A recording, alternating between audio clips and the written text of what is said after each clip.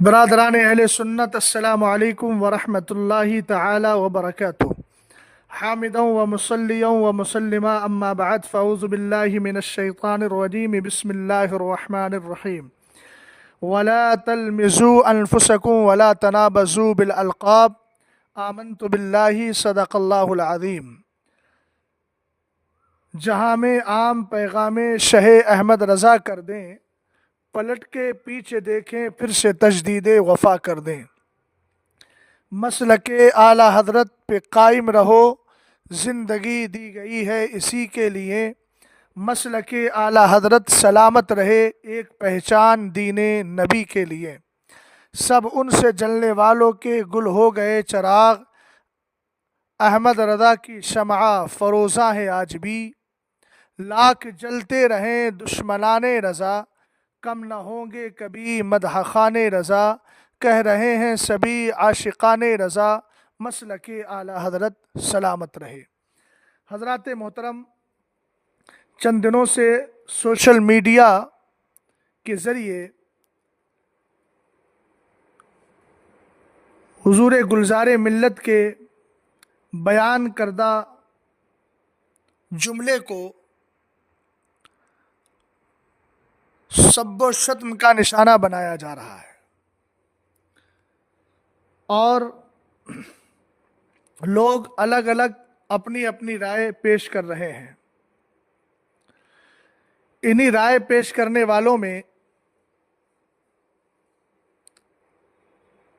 سب و شتم، گالی گلوچ، نازیبا اور غیر مناسب الفاظ کے استعمال کرنے والے مشہور خطیب مولوی شمس الدین مکرانوی بھی شامل ہیں،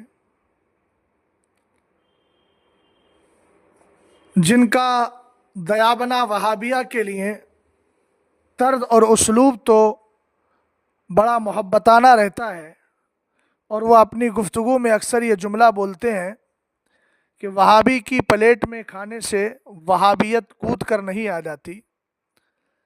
اس جملے پر حکم شرع کیا عائد ہوگا وہ تو اہل علم اور مفتیان اکرام اچھی طرح جانتے ہیں، مگر اس جملے سے کہیں نہ کہیں یہ بات واضح ہوتی ہے کہ وہابیہ کے لیے جناب کا گوشہ بڑا نرم ہے، اور اگر وہابیہ کے ساتھ کھانا پینا یوں ہی بلا شبہ درست اور صحیح ہے اور اس میں کوئی خرابی نہیں ہے، تو پھر ہمارے مفتیان اکرام، اسلاف اور بزرگوں نے اپنی اپنی کتابوں میں بد مذہبوں سے بچنے، ان کے ساتھ کھانے پینے اٹھنے بیٹھنے سے منع کرنے کے سلسلے میں جو حدیث ذکر فرمائی ہے، فلا تواکلوہم ولا تشاربوہم ولا تجالسوہم، اس کا جواب بھی جناب کو صحیح طور پر قوم کے سامنے دینا چاہیے۔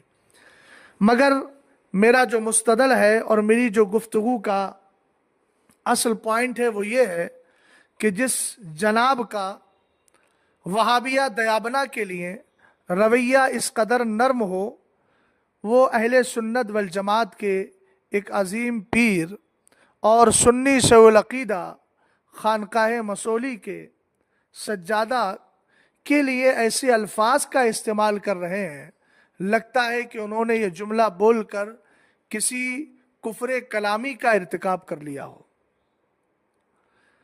جبکہ ان کو معلوم ہونا چاہیے کہ دعوت و تبلیغ کا یہ اصول نہیں ہے اور یہ ضابطہ اور طریقہ نہیں ہے جو آپ نے اختیار کیا ہے۔ ٹھیک ہے، آپ کی عادت میں شامل ہے کہ آپ اپنی مسجد کے اندر جمعے کے دن تقریر کرتے ہوئے اپنے مصلیان کو حرام خور کے لقب سے یاد کرتے ہیں، وہ آپ کا اور آپ کے مقتدیوں کا مسئلہ ہے، لیکن کم سے کم کسی سنی شیخ العقیدہ پیر کے بارے میں کسی لفظ کا استعمال کریں تو سوچ سمجھ کر کریں۔ ویسے تو قرآن پاک میں پیر یا غیر پیر کسی کی تخصیص نہیں ہے، جو بھی مسلمان ہے، سنی شیخ العقیدہ ہے، اس کے لیے ہمیں اچھا اسلوب اختیار کرنا چاہیے۔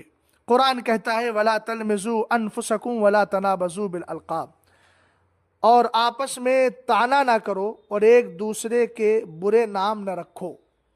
ظاہر سی بات ہے، کسی کو بدھو کہنا، جاہل کہنا یہ قرآن پاک کی اس آیت کریمہ کے سراسر خلاف ہے، اور اس میں جو نہیں ہے اس پر عمل کرنا ضروری ہے، اور نہ بچنے کی صورت میں انسان گناہگار بھی ہوگا۔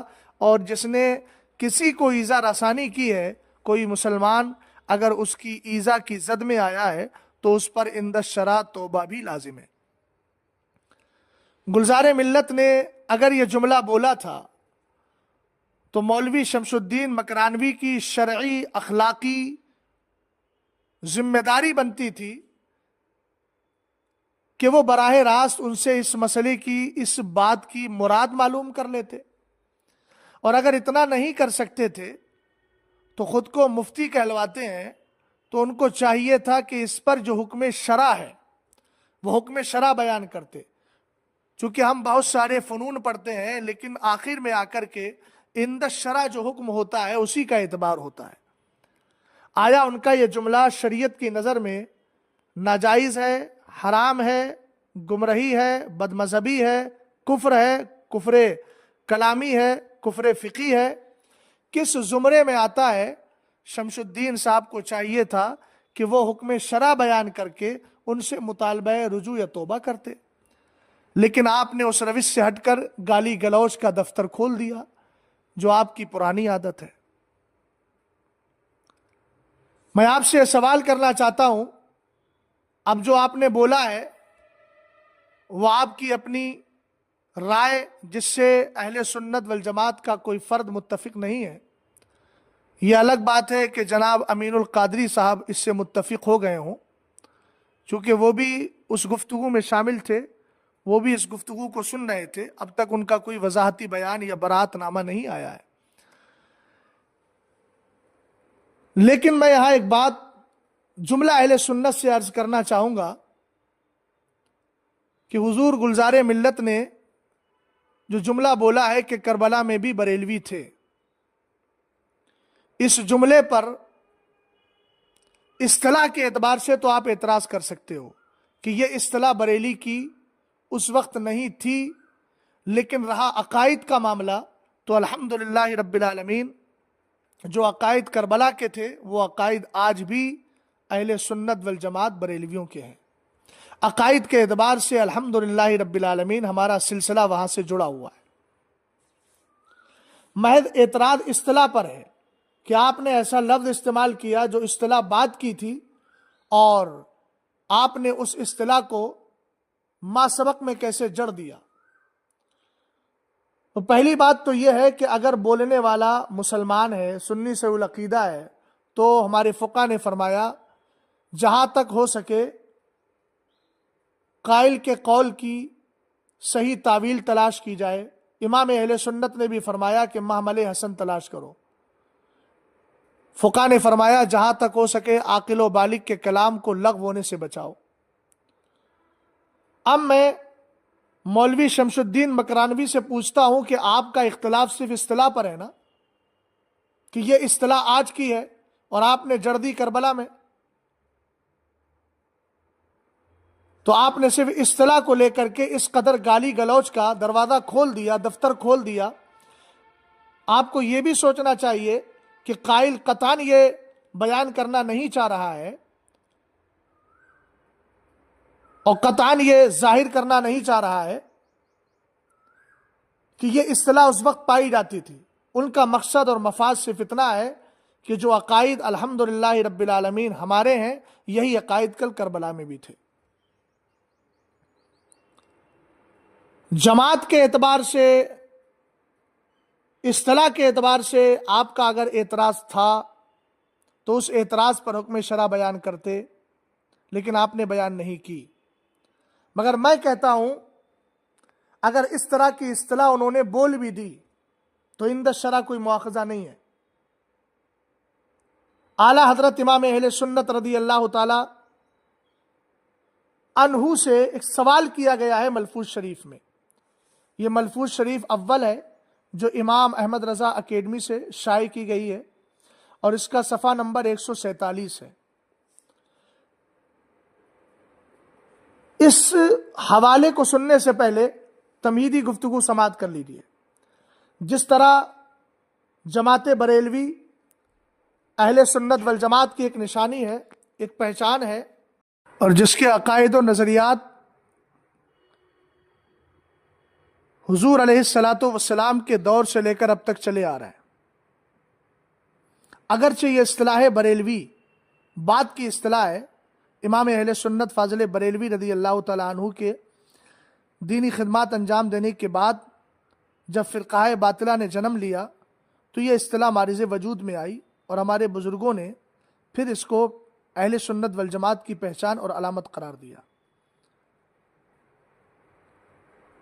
تعرف الاشیاء بازدادہا کے قبیل سے یہ استدلال ہے میرا کہ اعلیٰ حضرت امام اہل سنت رضی اللہ تعالیٰ عنہ سے عرض کیا گیا، صفحہ نمبر 147 ملفوظ شریف اول، امام احمد رضا اکیڈمی، حضور خلفائے راشدین کے زمانے میں بھی فرقہ وہابیہ تھا۔ فرقہ وہابیہ کی اصطلاح جو اعلیٰ حضرت امام اہل سنت رضی اللہ تعالیٰ عنہ نے خود فتاوی رضویہ میں ایک مقام پر ارشاد فرمایا کہ ہمارے دیار میں وہابی ان کو کہا جاتا ہے جو اسماعیل دہلوی کے پیروکار ہوں اور تفیت الایمان کو مانتے ہوں۔ تو اس سے ثابت ہو گیا کہ یہ اصطلاح بھی بعد کی ہے، اور سائل جو سوال کر رہا ہے وہ یہ کہہ رہا ہے کہ حضور خلفائے راشدین کے زمانے میں بھی فرقہ وہابیہ تھا۔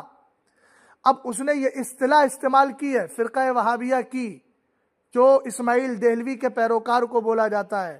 یہ نہیں تھا کربلا کے وقت میں بھی، یہ نہیں تھا دور مولا کائنات میں، یہ نہیں تھا دور عثمان غنی میں، نہیں تھا یہ دور عمر فاروق اعظم میں، یہ نہیں تھا حضرت ابوبکر صدیق اکبر کے دور میں۔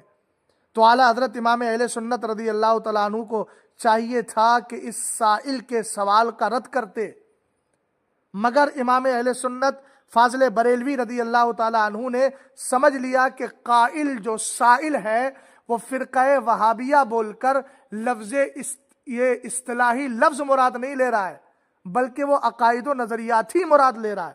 تو امام اہل سنت رضی اللہ تعالیٰ عنہ نے فرمایا ارشاد میں، ہاں یہی وہ فرقہ ہے جسے عبداللہ ابن عباس رضی اللہ تعالی عنہما نے امیر المومنین حضرت علی کرم اللہ وجہہ الکریم سے فہمائش کی اجازت چاہی تھی، اور بحکم امیر المومنین تشریف لے گئے اور ان سے پوچھا کیا بات امیر المومنین کی تم کو ناپسند آئی۔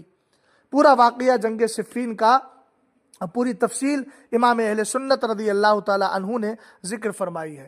اب میں یہاں واویلا کرنے والوں سے اتنا ہی پوچھنا چاہتا ہوں کہ امام اہل سنت رضی اللہ تعالی عنہ جیسا دقاق اور امام اہل سنت رضی اللہ تعالی عنہ جیسا اصطلاحات کا علم رکھنے والا آج کے دور میں کوئی ہو تو بتائیں۔ امام اہل سنت رضی اللہ تعالی عنہ نے سائل کے فرقہ وہابیہ تھا کس کے دور میں؟ خلفائے راشدین کے دور میں۔ تب اعلیٰ حضرت امام اہل سنت فاضل بریلوی رضی اللہ تعالی عنہ نے کیا ارشاد فرمایا؟ ہاں یہی وہ فرقہ ہے۔ ہاں جو بتا رہا ہے وہ اس بات کو بتا رہا ہے کہ امام اہل سنت نے لفظ اصطلاحی لفظ پر توجہ نہیں فرمائی، بلکہ امام اہل سنت نے سمجھ لیا کہ قائل کی مراد کیا ہے۔ تو اسی طریقے سے حضور گلزار ملت کا یہ جملہ ہے نا، عاقل و بالغ کے کلام کو لغو ہونے سے بچایا جائے۔ اور سنیے مولوی صاحب، جو آپ کہہ رہے ہیں کہ بہت سے مولوی لگ جاتے ہیں، الحمدللہ رب العالمین ہم نے اصول اور عقائد پڑھے ہیں، آپ کی طرح مدرسوں میں رہ کر وقت کی بربادی نہیں کی ہے۔ الحمدللہ رب العالمین ہم نے اصول پڑھے ہیں، ہم نے اعلیٰ حضرت امام اہل سنت کی الکوکبۃ الشہابیہ پڑھی ہے۔ جہاں پر معاملے حسن تلاش کرنے کی بات ہے وہاں معاملے حسن تلاش کریں گے۔ تمہاری ان بیجا گفتگو اور ان بیجا جملوں کی بنیاد پر ہم اپنی ذمہ داری سے سبکدوش ہو جائیں، اپنی ذمہ داری سے الگ ہو جائیں اور ذمہ داری سے سبکدوش نہ ہو، ایسا الحمدللہ ہم ہرگز نہیں کر سکتے۔ بفضل ہی تعالی قرآن و حدیث امام اہل سنت رضی اللہ تعالیٰ عنہ کا جو مسلک ہے وہ ہمیں جو بتا رہا ہے وہ اسی پر الحمدللہ ہم عمل کریں گے اور اسی کے مطابق فیصلہ کریں گے۔ اور زبان کو لگام دیجئے ہمارے مشائخ کے خلاف، ہمارے بزرگوں کے خلاف، جو کبھی جماعت رضائے مصطفیٰ کے خلاف زبان درازی کرتے ہو، کبھی اور کسی بزرگ کے خلاف کرتے ہو۔ اگر زبان کو آپ نے لگام نہیں دیا تو یاد رکھیے گا الحمدللہ رب العالمین تمہاری تقریروں کو سامنے رکھ کر دلائل کی روشنی میں تمہاری زبان کو بند کرنا بھی ہمیں آتا ہے۔ جو اصول ہے تقریر کا، دعوت و تبلیغ کا، اسی پر رہیے۔ گالی گلوچ مت کیجیے. اگر آپ زبان رکھتے ہیں تو اللہ تعالیٰ نے اوروں کو بھی زبان عطا فرمائی ہے. امام اہل سنت رضی اللہ تعالیٰ عنہ کا مسلک حق ہے، حق تھا، حق رہے گا. آپ کو اگر اس اصطلاح سے چڑ ہو اور اسی طریقے سے اس پر عمل کرنے والے پیران اعظام سے چڑ ہو تو ہوتی رہے. اس سے الحمدللہ ہم اہل سنت والجماعت مسلک اعلیٰ حضرت کے ماننے والوں پر کوئی فرق نہیں پڑتا. اور کسی دوسرے پر انگلی اٹھانے سے پہلے اپنے گریبان میں جھانک کر دیکھ لو. تقریروں میں جو تم نے حدیثوں کا تمسخر اڑایا ہے، رسول کریم صلی اللہ تعالیٰ علیہ وسلم کے فرامین کا، وقت آئے گا تو انشاءاللہ اس کو بھی ہم دلائل کی روشنی میں بیان کریں گے. اللہ تعالیٰ سے دعا ہے کہ اللہ تعالیٰ تمہیں بھی سمجھ عطا فرمائے، اور تمہارے اس ٹولے میں جتنے حضرات ہیں اللہ ان کو بھی سمجھ عطا فرمائے، اور سب کو مسلک اعلیٰ حضرت پر چلنے کی توفیق عطا فرمائے. ہم سب کو سادات اکرام، بزرگان دین، اسلاف، مشائخ اور خانقاہوں کے احترام کی توفیق عطا فرمائے. اسلام زندہ باد، مسلمان پائندہ باد. السلام علیکم ورحمۃ اللہ تعالی وبرکاتہ.